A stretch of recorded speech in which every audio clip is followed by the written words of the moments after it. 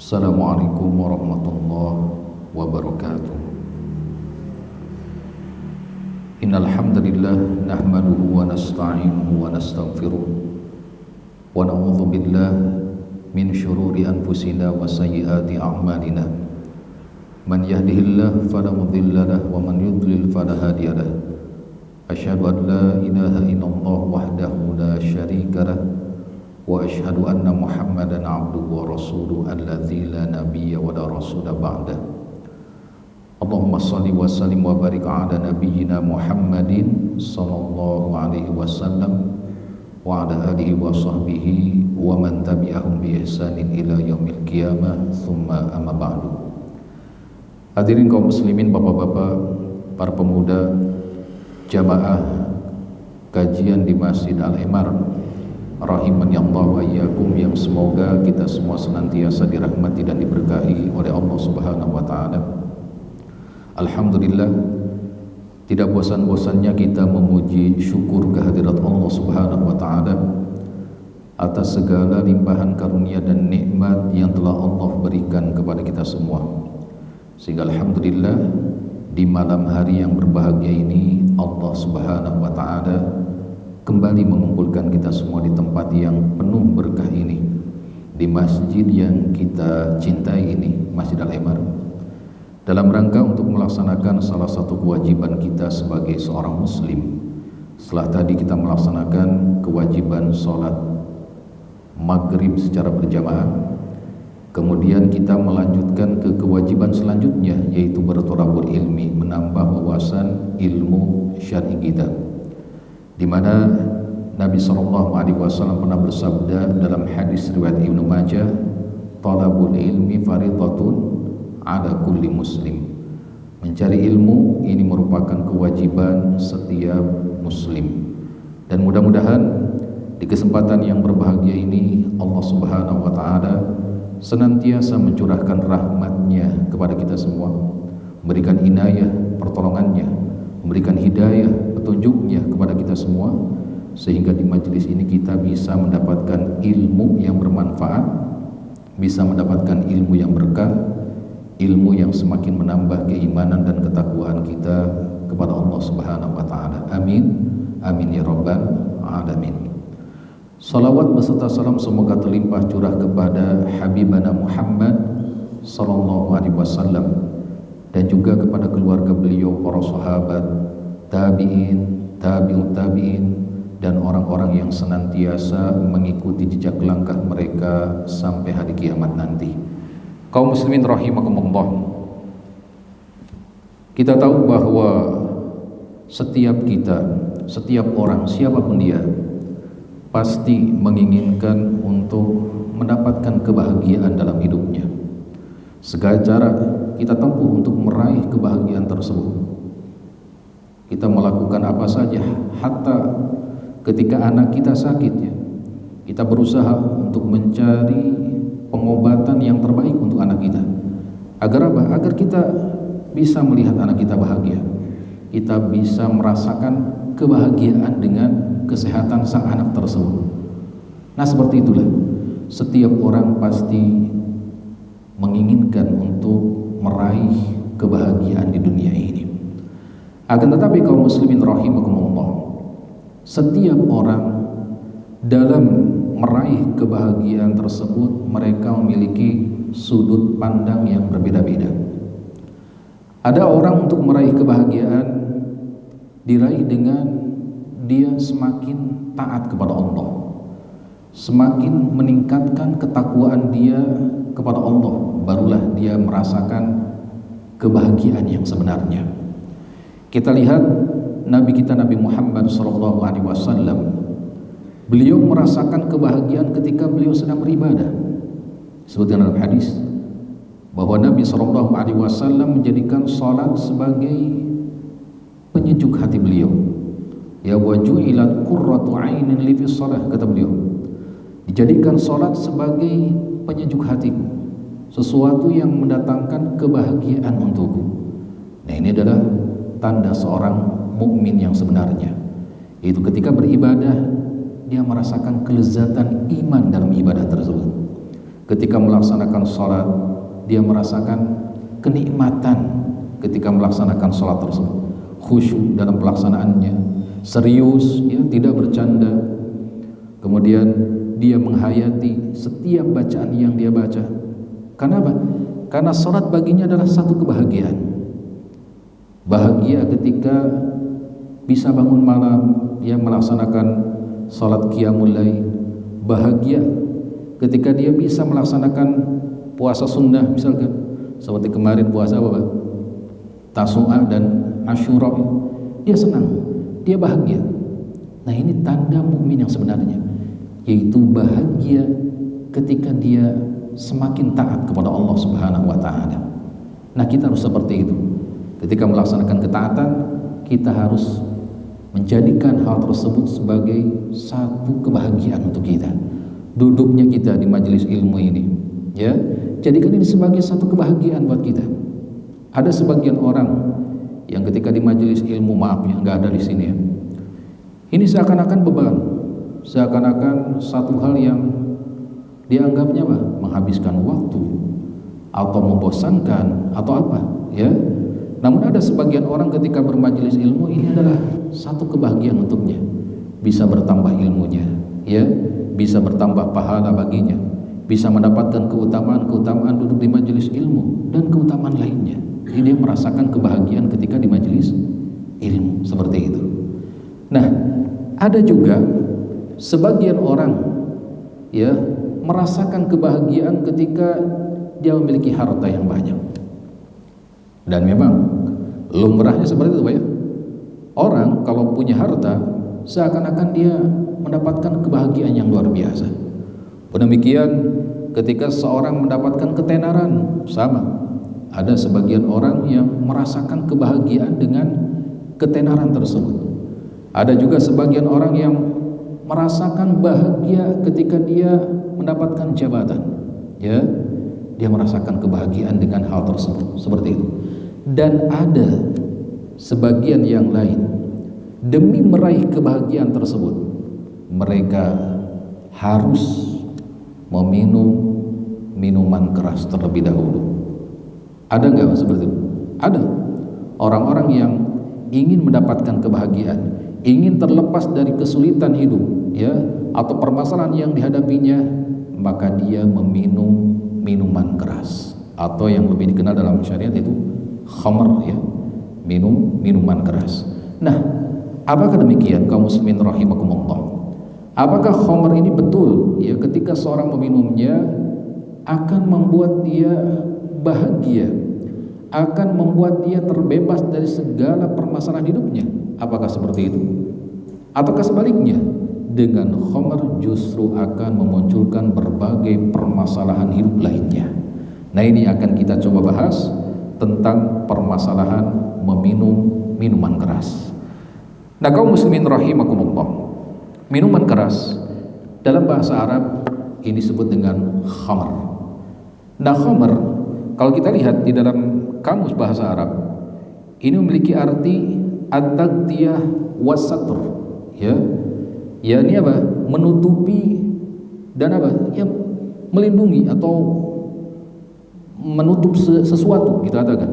Seperti dalam istilah kerudung dalam bahasa Arab dikenal dengan khimar, ya, dia dengan khamr. Kenapa? Dia menutupi kepala, menutupi rambut, maka dikatakan khimar, kerudung. Nah, seperti itu. Secara bahasa, khamr yakni sesuatu yang menutupi atau sesuatu yang mencampuri, kita katakan seperti itu. Adapun khamr yang dimaksud menurut istilah syar'i adalah semua nama untuk sesuatu yang bisa menutupi akal dari berpikir sehat, sesuatu yang bisa memabukkan, menjadikan akal kita tertutup, seperti itu. Baik dia dari sesuatu yang berbentuk cairan, nah ini keumumannya, dari perasan anggur, dari perasan kurma, seperti itu, ya, atau apapun yang berbentuk cairan atau benda padat, seperti di zaman sekarang banyak sekali, ya, sesuatu yang memabukkan dari benda padat, betul nggak? Misalkan ganja, ya, atau apa namanya pil ya, ekstasi dan seterusnya. Nah sama, ketika dia memabukkan, ya menjadikan akal tertutup, maka ini termasuk apa? Khamr. Baik itu sedikit ataupun banyak.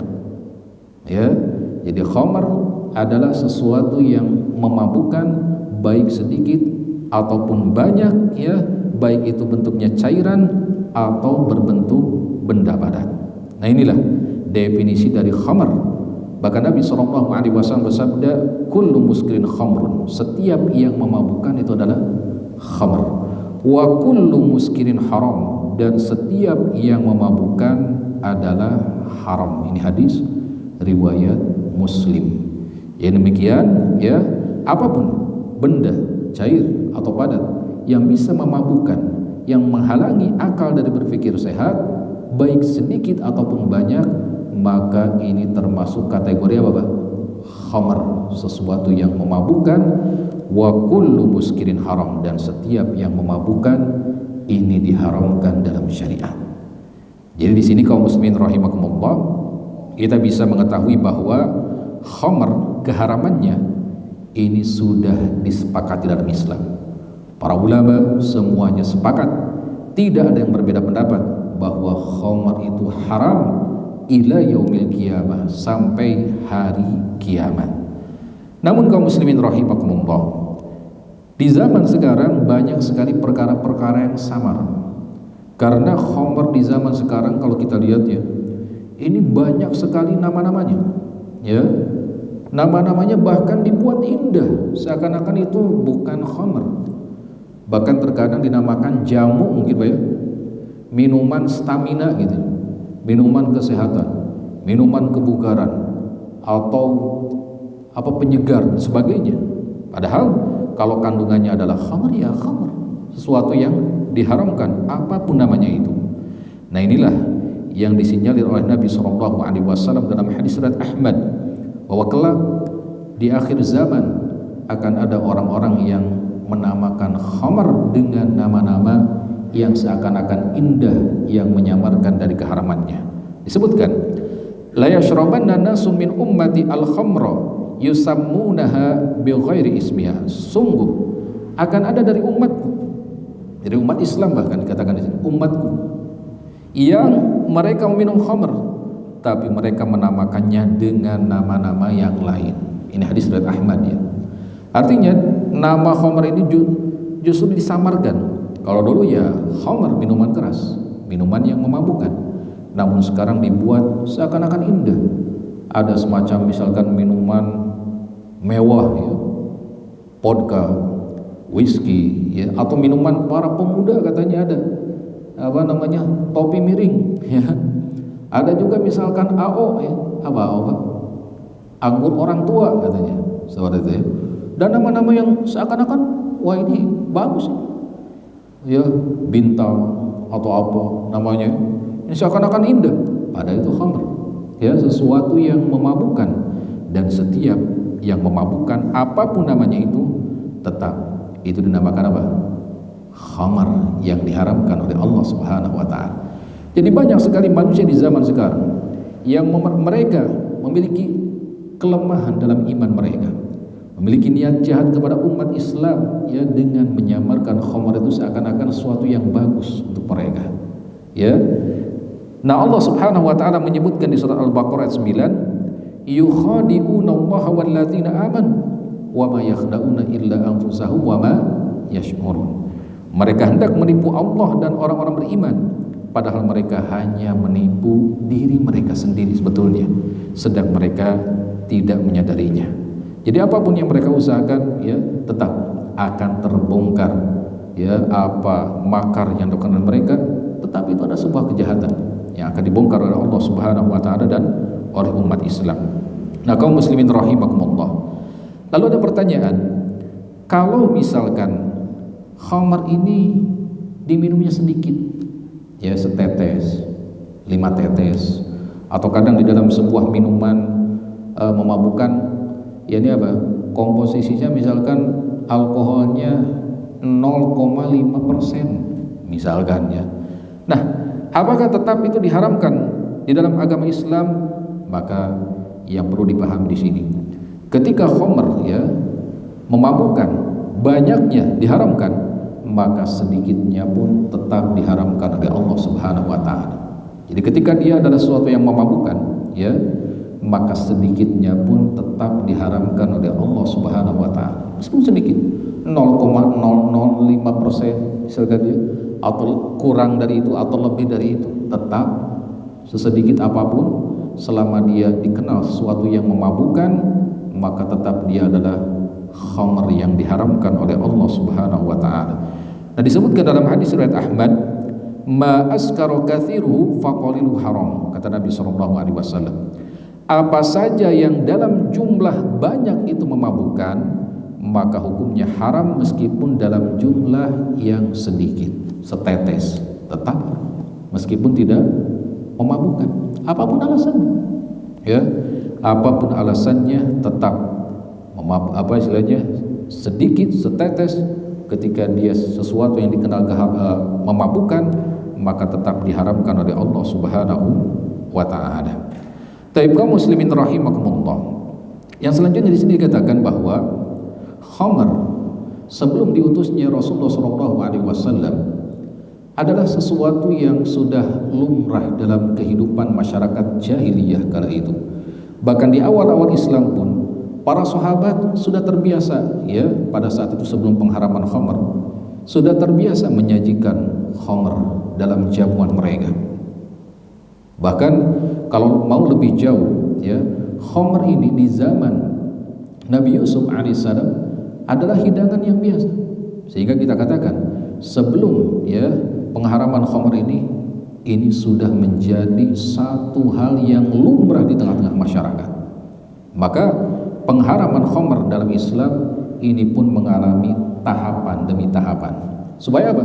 Supaya manusia tidak terlalu kaget, kita katakan, supaya manusia bisa menerima ya kenyataan bahwa sesuatu yang tadinya lumrah semuanya diharamkan oleh Allah Subhanahu wa taala, itu khamr.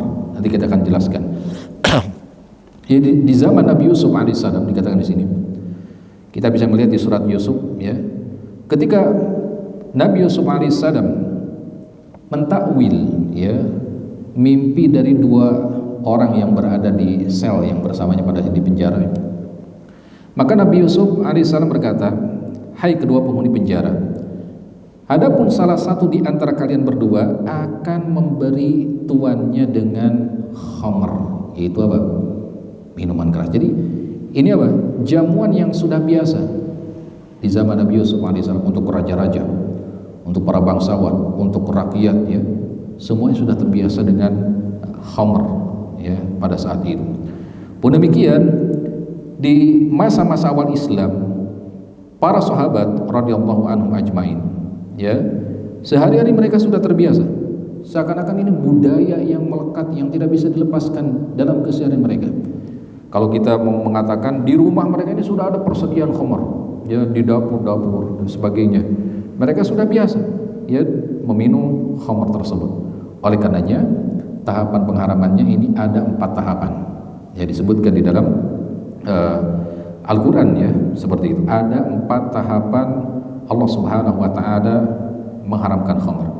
Yang pertama, Allah Subhanahu wa ta'ala menjelaskan anugerah atau rizki dari adanya buah anggur dan juga buah kurma. Dari buah anggur dan buah kurma ini ada rizki yang baik dan ada rezeki yang tidak baik. Rezeki yang baik ya buah anggur yang langsung dimakan, buah kurma yang langsung dimakan, ini rezeki yang baik. Adapun rezeki yang tidak baik adalah buah anggur dan buah kurma yang sudah mengalami fermentasi, diperas sehingga menjadi apa? Khamr atau minuman keras. Jadi anggapnya ini rezeki yang tidak baik. Nah ini kita bisa melihat hal ini di surat An-Nahl ayat 67 ya. Allah Subhanahu wa taala berfirman, kita langsung terjemahkan, dan dari buah kurma dan anggur kalian membuat minuman yang memabukkan dan rezeki yang baik. Perhatikan, kalian membuat minuman yang memabukkan dan rezeki yang baik. Nah, kata para ulama, di sini ada pembedaan Ada rezeki yang baik, ya, yaitu anggur dan kurma yang langsung dimakan. Ada rezeki yang tidak baik ketika keduanya dibuat sebagai khamar atau minuman keras. Nah ini, jadi masyarakat pada saat itu diajak berpikir bahwa ternyata khamar, ya, yang biasa mereka minum sehari-hari ini adalah termasuk rezeki yang tidak baik, tapi belum diharamkan oleh Allah Subhanahu wa taala. Jadi mereka masih, ya, meminum khamar tersebut. Yang kedua, kaum muslimin rahimakumullah, Allah Subhanahu wa taala menyinggung khamar dengan menjelaskan ada manfaatnya memang dari khamar ini. Dari apa? Dari minuman keras, perasan anggur dan kurma ini. Namun ada juga dampak negatifnya, ya. Bahkan dampak negatif dari khamar ini jauh lebih banyak, jauh lebih bahaya daripada manfaat yang didapatkan. Ya, kita katakan mungkin ada beberapa orang yang beralasan minum minuman keras atau khamar, kita katakan ini bisa menghangatkan badan. Bahkan mungkin sebagian menganggap bahwa khamar ini bisa menambah stamina, ya, bisa menghilangkan rasa kantuk mungkin, ya, bisa sejenak menghilangkan berbagai permasalahan yang ada. Jadi banyak orang menyebutkan tentang manfaat dari minum khamr ini. Namun dampaknya ini sangat banyak sekali dampak negatifnya. Nanti kita akan sebutkan.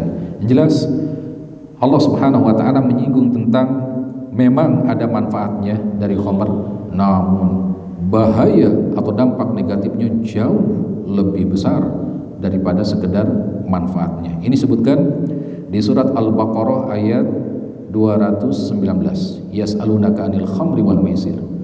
Mereka bertanya kepadamu tentang khamr dan judi. Qul fihima itsmun kabir wa manafi'u lin-nas wa itsmuhuma akbaru min naf'ihima. Katakan wahai Muhammad kepada mereka, pada keduanya ada dosa besar dan beberapa manfaat bagi manusia, tapi dosa keduanya jauh lebih besar. Maksudnya jauh lebih membahayakan daripada sekedar manfaatnya. Ini disebutkan, ya. Karena memang seperti itu, ya, bahwa khamr ini adalah ummul khaba'is, nanti akan disebutkan, ya. Khamr ini, meminum minuman keras ini adalah induk semua kejahatan yang ada. Nah, ini disebutkan, disinggung dulu. Disinggung bahwa khamr ini memang ada manfaatnya, tapi bahayanya jauh apa? Jauh lebih besar. Yang ketiga, kaum muslimin rahimakumullah, Allah Subhanahu wa taala mengharamkan khamr ketika penunaian salat saja. Ya. Artinya ketika melaksanakan salat jangan didahului dengan apa? Minum khamr. Kenapa demikian? Karena ini ada kisahnya. Ada sebuah hadis, ya, dari yang dikisahkan bahwa Abdurrahman bin Auf suatu waktu pernah mengundang beberapa sahabatnya untuk memakan jamuannya, dan sebagian mereka minum khamr. Nah, ketika tiba waktu sholat, salah satu di antara mereka tersebut dijadikan sebagai imam. Nah, ketika menjadi imam, ketika membaca surat, dia membaca surat Al-Kafirun. Ya, qul ya ayyuhal kafirun a'budu ma ta'budun. Ya, wahai katakanlah wahai orang-orang kafir, aku menyembah apa yang kalian sembah. Bayangkan itu, ya. Ini kan fatal, ya. Perkataan ini fatal sekali. Jadi seakan-akan dia juga menyembah apa yang disembah oleh orang-orang musyrik kala itu, yaitu menyembah berhala, ya. Kenapa demikian? Kan ini pengaruh apa? Khamr yang menutup akalnya, sehingga apa? Bacaannya ini jadi pabaliut, bercampur gitu, ya. Jadi tidak menentu seperti itu. Maka disampaikanlah kepada Nabi SAW, lalu turunlah ayat di surat An-Nisa ayat 43, ya. Ya ayyuhalladzina amanu la taqrabus sholata wa antum sukara hatta ta'lamu ma taqulun. Wahai orang beriman, jangan kalian sholat sedang kalian dalam keadaan mabuk hingga kalian mengerti apa yang kalian ucapkan. Jadi ketika sholat sebelumnya ini diharamkan meminum khamr. Adapun di waktu-waktu lain selain sholat, maka ini masih dibolehkan. Lalu tingkatan selanjutnya, tingkatan terakhir, yaitu yang keempat, pada masa terakhir tentang pengharaman khamr, ya, ini totalitas diharamkan oleh Allah Subhanahu wa taala ketika Allah Subhanahu wa taala menurunkan ayat di surat Al-Maidah ayat 90. Ya ayyuhalladzina amanu innamal khamru wal maisir wal ansab wal azlam rijsun min amali syaitan fajtanibu la'allakum tuflihun. Wahai orang beriman, sungguhnya khamr, ya, berjudi, berkorban untuk berhala, mengundi nasib dengan panah adalah termasuk perbuatan syaitan. Fajtanibu, maka jauhilah oleh kalian. Ini diharamkan. Jauhilah oleh kalian agar kalian menjadi orang-orang yang beruntung. Bahkan di ayat setelahnya, fahal antum muntahun, apakah kalian berhenti? Nah, ketika para sahabat disampaikan ayat tersebut, apakah kalian berhenti? Kalian mau berhenti dari minum khamar? Maka mereka serentak berkata, ya, kami berhenti dari minum khamar. Dengan turunnya ayat di surat Al-Maidah 90 dan 91 seperti itu. Nah, dengan ayat tersebut khamr pun diharamkan ila yaumil qiyamah, sampai hari kiamat. Bahkan disebutkan dalam hadis surat Bukhari Muslim, ya, ketika para sahabat, sebagaimana diriwayatkan oleh Anas bin Malik, ketika para sahabat sedang meminum khamr, ya, di rumahnya, lalu tiba-tiba ada penyeru yang diutus oleh Rasulullah SAW untuk menyeru bahwa khamr ini diharamkan untuk kaum muslimin sampai hari kiamat. Maka pada saat itu Abu Talhah memerintahkan kepada Anas bin Malik untuk membawa gentong-gentong yang berisi khamr dan menumpahkannya di jalanan. Seperti itu. Ini bentuk ketaatan kepada Rasulullah SAW. Jadi apapun yang beliau perintahkan, ya, apapun yang Allah perintahkan, apapun yang Rasul perintahkan, kewajiban kita sebagai umat Islam adalah sami'na wa ata'na. Kami dengar dan kami taat. Ya, diharamkan khamar, semuanya mentaati. Seperti itu. Ini kewajiban kita. Ya, Allah perintahkan, kita taat. Allah larang, maka apa yang dilarang kita jauhi. Seperti itu. Tugas kita sebagai seorang mukmin yang sudah mengucapkan 2 kalimat syahadat, konsekuensinya seperti itu. Ya, mentaati perintah Allah dan menjauhi semua larangan Allah. Lihat para sahabat, mereka tidak ragu. Padahal ini adalah minuman yang mereka sukai, ya, menjadi keseharian mereka, budaya mereka meminum khamar setiap harinya. Tapi ketika Allah dan Rasulnya mengharamkan, maka mereka tidak menunggu-nunggu untuk membuang semua khamr yang ada di rumah mereka, ya, dan menganggapnya sebagai sesuatu yang tidak boleh ada lagi, ya, di dalam kehidupan mereka. Seperti itu. Nah, kaum muslimin rahimakumullah, ketika khamr diharamkan, apakah pelarangannya ini hanya untuk si peminumnya saja? Nah, ternyata, ya, orang-orang yang menjadikan seseorang meminum khamr semuanya terkena dosa, sama semuanya. Ya, jadi siapapun yang berkaitan dengan peredaran minuman keras, siapapun dia, mengetahui bahwa ini haram tapi dia tetap melakukannya, maka semuanya terkena dosa yang sama. Disebutkan di dalam hadis riwayat Tirmidzi, ya, la'ana Rasulullah SAW fil khamri 10. Rasulullah SAW melaknat 10 orang yang berkenaan dengan khamr atau minuman keras. Yang pertama, asiraha, orang yang memerasnya, orang-orang yang bekerja di pabrik minuman keras, semuanya dilaknat oleh Allah dan Rasulnya, dijauhkan dari rahmat Allah. Bayangkan, orang-orang yang bekerja di pabrik minuman keras, memeras, ya, dan mengepak dan sebagainya. Kemudian wa mu'tasiroha, orang yang meminta diperaskan, pemilik perusahaan minuman keras, ya, beri pabrik minuman keras, dia terlaknat. Wa hamilaha, ya, dan wasyaribaha, yang ketiga apa? Dan yang meminumnya, ya, peminum khamr dilaknat. Wa hamilaha, dan yang membawanya, mengepaknya, membawa, mendistribusikan, ya, ini sama, dilaknat oleh Allah dan Rasulnya. Wal mahmulata ilaih, dan juga yang dibawakan untuknya, minta dibawakan kepadanya, ya. Wasaqiyaha, dan penuangnya, yang menuangkan meskipun dia tidak minum, ya, dapat laknat Allah dan Rasulnya. hanya menuangkan saja. Wa bai'aha, penjualnya, para penjual di toko-toko, ya, penjual di, kalau biasanya minuman keras di Indonesia di warung remang-remang, ya, seperti itu.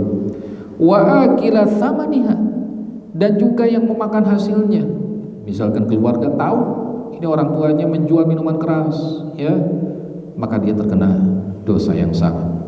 Wal mushtari laha, dan juga pembelinya, meskipun dia tidak minum, hanya membeli buat orang lain, sama. Wal mushtaratu lah, dan juga yang minta dibelikan. Jadi semua orang yang berkecimpung, ya, dalam peredaran minuman keras, semuanya terkena dosa yang sama, itu dosa besar. Seperti itu.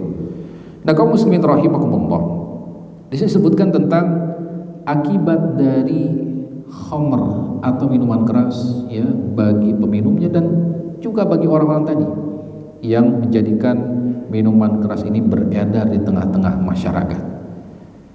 Nah, dalam Islam banyak sekali, ya, disebutkan keburukan-keburukan atau dampak negatif bagi orang-orang peminumnya terutama.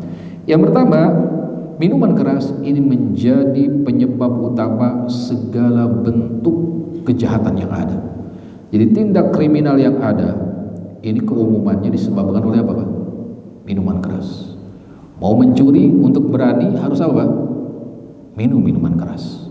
Mau joget-joget di depan orang, para penyanyi, para terutama yang musik-musik keras, Pak, ya. Kalau bahasa ini musik cadas, Pak, ya. Ini harus apa? Minum minuman keras, atau minimal tadi, ya, obat-obatan terlarang seperti itu. Nah, orang yang mau melecehkan seorang wanita untuk berani melakukannya apa? Minum minuman keras. Orang yang mau mencuri, orang yang mau apapun itu, ya, keumumannya disebabkan oleh apa? Minuman keras. Seperti itu. Jadi minuman keras dikatakan sebagai ummul khaba'ith, sebagai induk dari segala kejahatan yang ada. Ada satu kisah yang disebutkan, ya, di dalam sebuah hadis, ya, hadis riwayat Nasai. Kisah yang diriwayatkan dari Utsman bin Affan radhiyallahu anhu.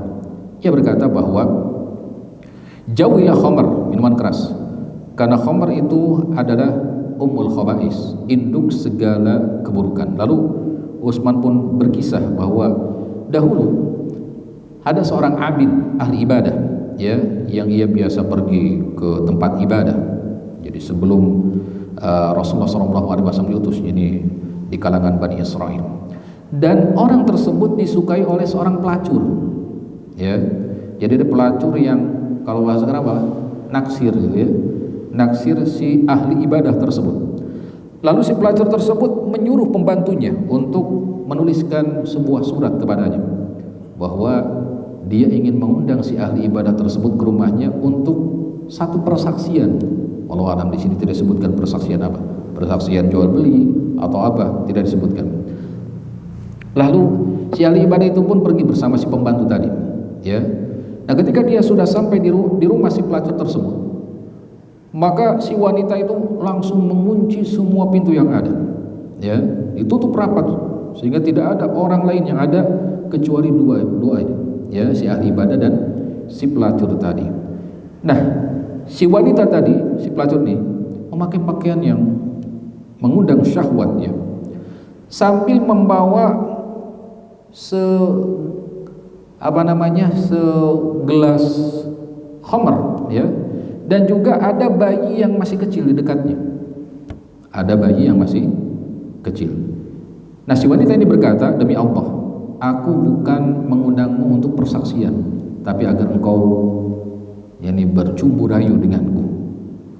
Karena kalau engkau tidak melakukan, engkau boleh memilih meminum khamr atau membunuh bayi ini. Mana yang kau pilih? Ya, berzina, minum khamr, atau membunuh bayi. Ya, karena kalau tidak, aku akan berteriak bahwa di rumahku ada orang asing, ya, sehingga orang-orang akan membunuhmu.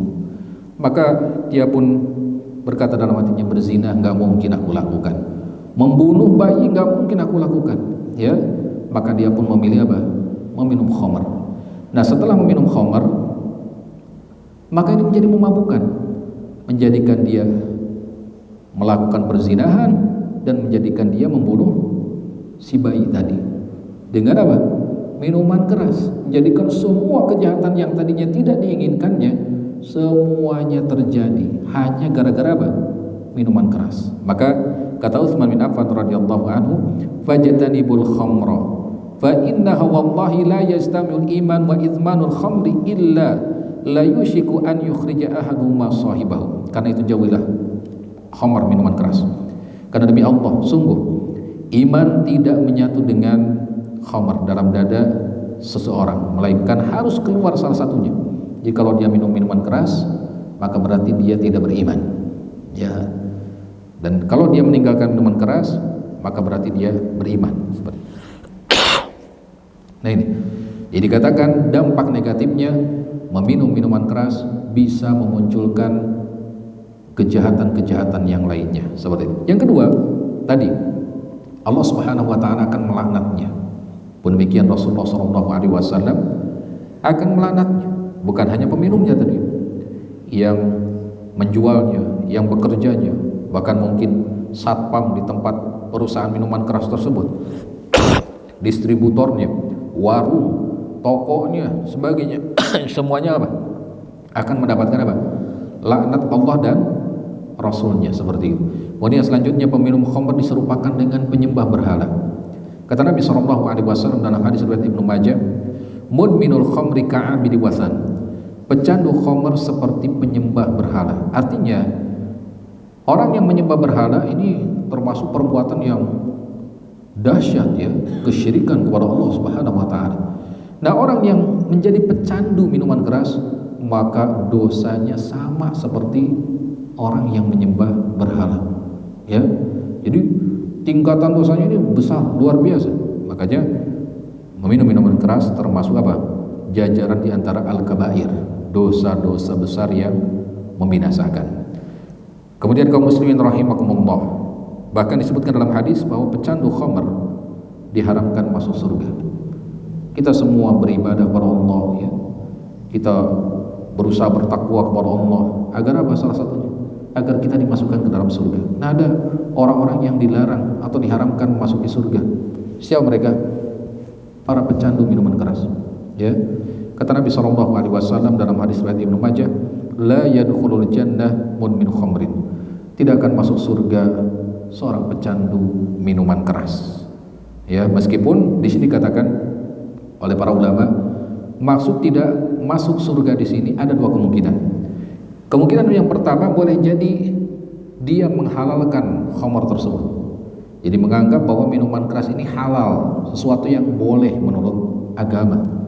Maka orang yang menganggap halal sesuatu yang sudah diharamkan oleh Allah, maka dia menjadi kafir, ya, dan dia berhak masuk neraka dan diharamkan masuk surga, ya. Atau kemungkinan yang kedua kata para ulama, tidak masuk surga di sini maksudnya tidak masuk surga bersama golongan yang awal-awal masuk surga. Artinya dia akan terakhir masuk surganya. Ya, tidak bersama golongan-golongan yang mulia. Karena golongan yang awal-awal itu golongan-golongan yang mulia yang memasuki surga, seperti itu. Nah, ini dikatakan oleh para ulama seperti itu. Jadi selama dia mentauhidkan Allah lalu terjerumus dalam dosa minum minuman keras, ya, maka tidak akan abadi di dalam neraka kalau dia masuk neraka. Bahkan dengan rahmat Allah boleh jadi dia langsung masuk ke dalam surga, seperti itu. Nah, kaum muslimin rahimakumullah, bahkan, ya, kalaupun dia masuk neraka misalkan karena dosa minum minuman keras tersebut, maka dia akan merasakan sebuah minuman yang menjijikan, ya, minuman yang berasal dari kotoran para penghuni neraka. Sebutkan dalam hadis riwayat Muslim seperti itu. Kullu muskirin haram, setiap yang memabukkan haram. Sungguh Allah telah berjanji bagi yang meminum minuman keras, ya, akan diberi minum dari tinatul khabal. Para sahabat bertanya, ya Rasulullah, apa ini maksudnya tinatul khabal? Beliau menjawab, keringatnya penghuni neraka atau perasan, yakni kotoran dari penghuni neraka.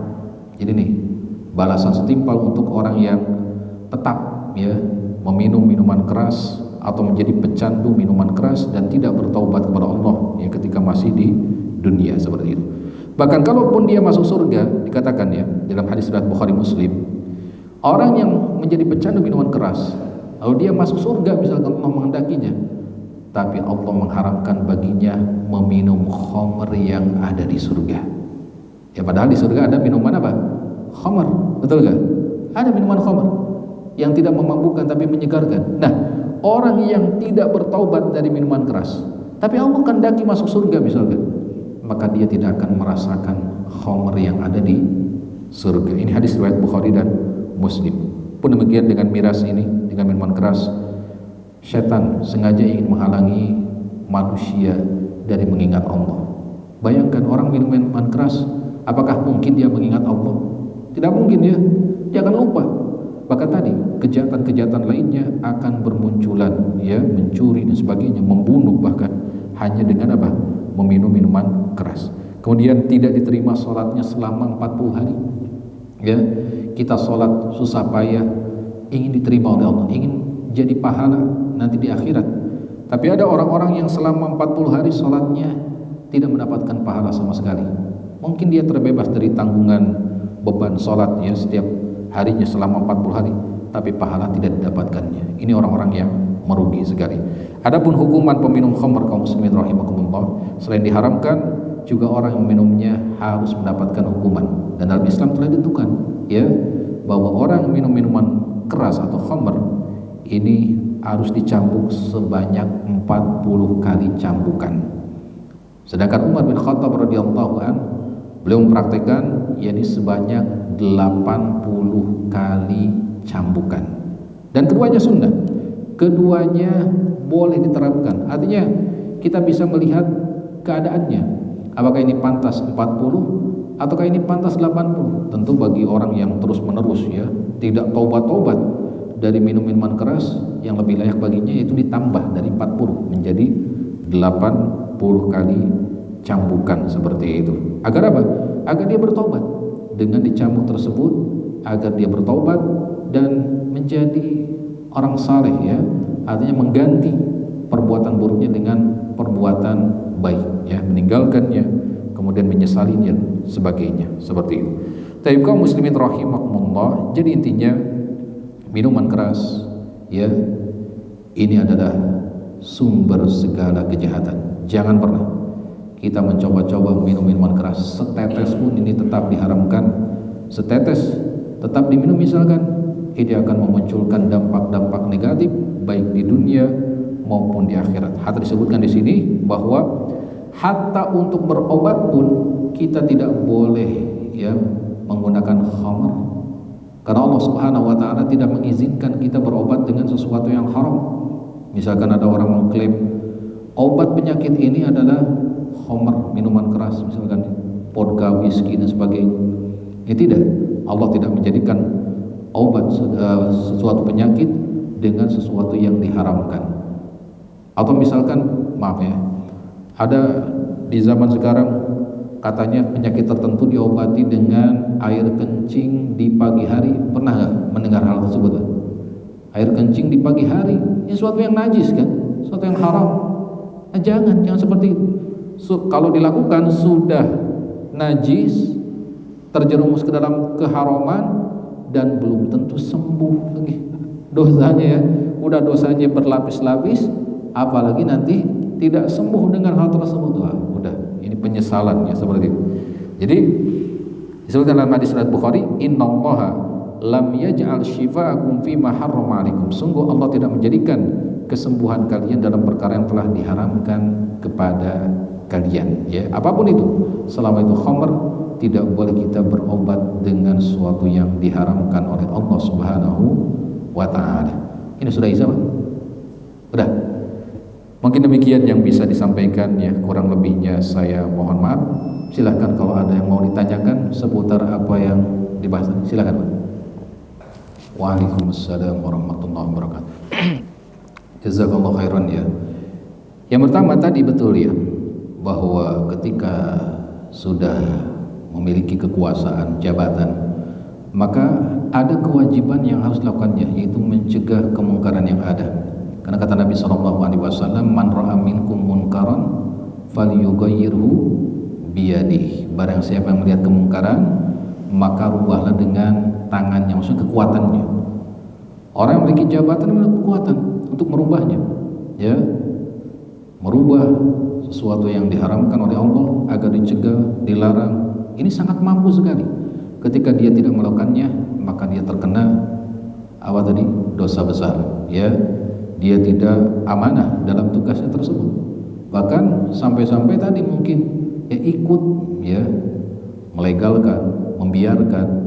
Wah, ini sama-sama berarti terkena apa?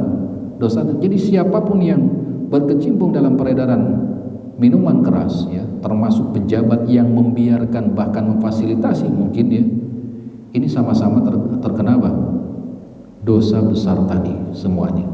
Maka kewajiban sebagai pejabat, ya, agar apa? Menghentikan harusnya. Jangan tergiur dengan apa? Pajaknya tadi misalkan, ya, ada pemasukan, ada apa misalkan.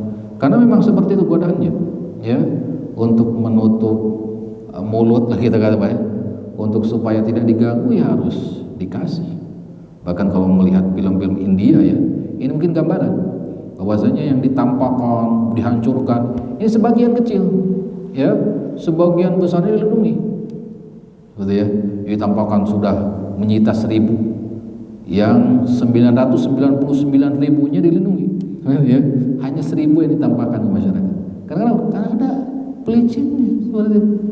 Nah, memang di saat sekarang ini godaannya dunia, ya. Ketika dunia sudah menguasai, maka hal-hal yang dilarang pun ini menjadi hal yang dianggap lumrah, gitu ya, dianggap biasa, apalagi ada keuntungan duniawi yang didapatkannya. Maka kita berharaplah kedepannya ada pejabat-pejabat yang jujur, ya, bahkan di pemerintahan pusat yang memang cita-citanya ingin memberantas miras dengan benar, ya, jujur, sungguh-sungguh. Nah, kita berharap seperti itu, berdoa. Salah satunya ya mencetak generasi, ya, kedepannya generasi yang soleh dan soleh kalau wanita seperti itu. Nah, yang kedua tadi apa, Pak? Pajak, Pak, ya. Pajak misalkan digunakan untuk jalan. Kalau kita tidak tahu, maka tidak mengapa, ya. Kecuali kalau kita tahu dan membiarkan hal tersebut, bahkan menikmati misalkan. Ini tahu nih, ini hasil dari penjualan miras, tahu hasil prostitusi misalkan, tahu hasil ini, kita membiarkan misalkan, maka apa bedanya, ya, dengan si pelakunya seperti itu. Tapi kalau kita tidak tahu, maka tidak mengapa.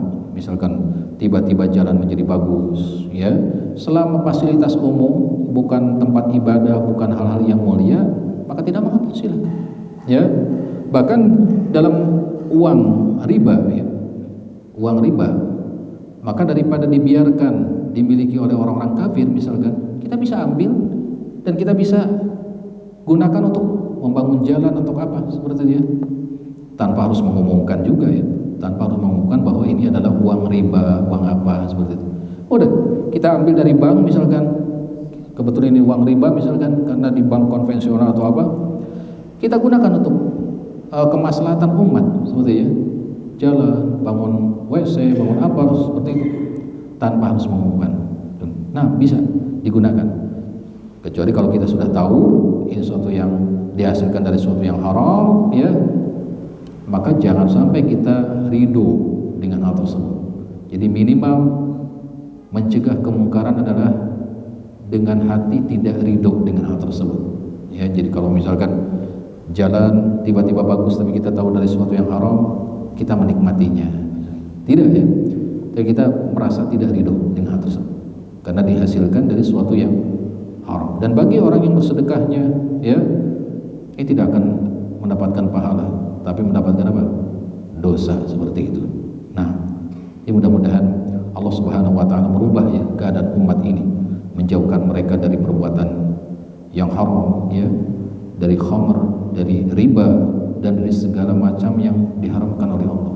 Mungkin, ya, kita katakan keberkahan ini terasa hilang di zaman sekarang karena kita dilingkupi dengan hal-hal yang haram, ya, riba di mana-mana, minuman keras sudah menyebar dengan nama-nama yang aneh, nama-nama yang seakan-akan indah, perzinahan dan sebagainya. Ini kita hanya berdoa kepada Allah, mudah-mudahan Allah menolong kita ya, memberikan hidayah kepada umat ini dan merubah keadaan kita menjadi orang-orang yang beriman, bertakwa kepada Allah dan sungguh-sungguh memperbaiki diri dengan amal soleh. Mudah-mudahan bermanfaat, kurang lebihnya saya mohon maaf. Subhanakallahumma bihamdika asyhadu an la ilaha illa anta astaghfiruka wa atubu ilaik. Assalamualaikum warahmatullahi wabarakatuh.